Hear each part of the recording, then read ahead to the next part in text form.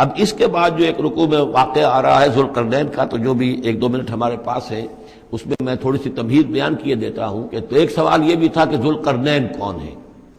یہ کون ہے؟ یہ سمجھیے کہ اس صدی تک تقریباً 1300 برس تک ہمارے مفسرین ان کے علم میں نہیں تھا کہ کوئی اتنا بڑا بادشاہ ہو رہا ہو جتنا بڑے بادشاہ کا ذکر ابھی ذوالقرنین کے حوالے سے آئے گا، تو لہذا لوگوں نے یہ سمجھا عام طور پر کہ سکندر اعظم، یہی معلوم تھا سکندر بہت بڑا فاتح تھا، وہ مقدونیہ سے چلا یونان سے اور دریائے بیاس تک آ گیا تک، کتنا بڑا تو اس کو، لیکن یہ کہ اس کی سیرت و کردار جو ہے جو سکندر کی معلوم ہے اس کی کوئی مناسبت ذوالقرنین کے اس کردار سے نہیں ہے۔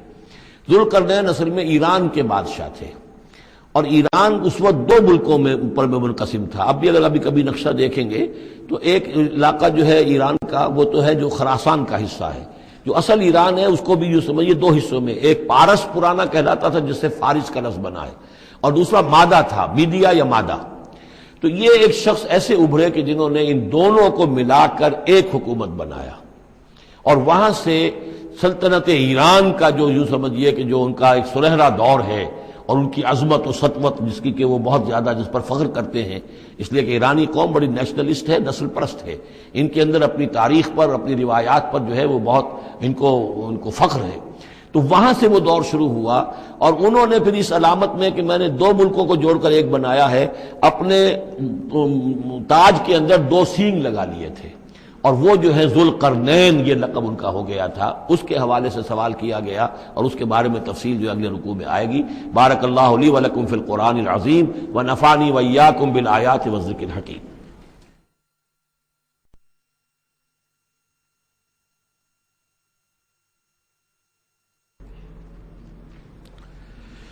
اعوذ باللہ من الشیطان الرجیم، بسم اللہ الرحمن الرحیم۔ وَيَسْأَلُونَكَ عَنْ ذِي الْقَرْنَيْنِ قُلْ سَأَتْلُو عَلَيْكُمْ مِنْهُ ذِكْرًا، صدق اللہ العظیم۔ ذوالقرنین کے بارے میں آپ کو بتا چکا ہوں کہ ان کا نام تاریخ میں جو مشہور ہے وہ کہ خسرو یا سائرس، اور انہی سے اصل میں ایران کی عظمت کے دور کا آغاز ہوا تھا۔ چنانچہ تقریباً میں سمجھتا ہوں کہ شاید 25-30 سال پہلے کی بات ہے، جب شہنشاہ ایران اس وقت جب کہ ان کی بادشاہت جو ہے وہ بڑے عروج پر تھی، انہوں نے 2500 سالہ برسی منائی تھی انہی کے خسرو کی، سائرس کی۔ ان کی قبر جو ہے مقبرہ وہ دریافت ہو گیا تھا، اور وہاں پر ان کا ایک مجسمہ بھی دریافت ہوا تھا کھدائی پر۔ اس مجسمے میں وہ 2 لگے ہوئے تھے، سینگ بھی۔ اس موضوع پر سب سے پہلے مولانا ابوالکلام آزاد مرحوم نے جو اپنی ترجمان القرآن کے نام سے انہوں نے مختصر ترجمہ اور تفسیر لکھی ہے، اس میں بڑے تفصیلی نوٹس لکھے ہیں۔ سب سے پہلے اہل علم کے حلقے میں ان کے بارے میں جو معلومات ہیں وہ ان کے ذریعے سے آئی ہیں، اب یہ تقریباً یونیورسلی ایکسیپٹڈ ہے۔ پھر سوال پیدا ہوتا ہے کہ ان سے کیا دلچسپی یہود کو تھی، تو وہ بھی سمجھ لیجئے کہ نبوکدنضر نے 587 قبل مسیح میں حملہ کیا تھا فلسطین پر، اور نبوکدنضر عراق کا بادشاہ تھا۔ اس مڈل ایسٹ کو ذہن میں رکھیے کہ میڈیٹرینین کے بالکل ساتھ ہے ملک شام، اور شام ہی کا ایک علاقہ فلسطین ہے۔ اس وقت جو ہے یہ فلسطین اور اسرائیل اور شرق اردن اور ویسٹ بینک اور لبنان، یہ سب مل کر جو ملک بنتے ہیں، در حقیقت یہ شام عرب ہے، یہ شام ہے۔ پھر اس کے مشرق میں یہ عراق عرب یا عراق ہے، اور اس کے مشرق میں پھر ایران ہے۔ تو عراق کا بادشاہ تھا جس نے حملہ کیا تھا یروشلم پر، تباہ و برباد کیا،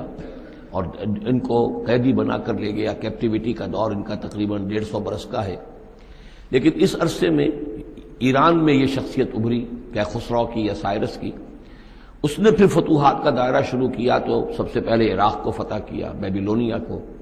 اور یہاں پر جو یہ اسیر تھے یہودی، ان کو اجازت دے دی کہ تم واپس جاؤ، اپنا یروشلم آزاد کرو، اپنے جا کر آباد کر لو دوبارہ۔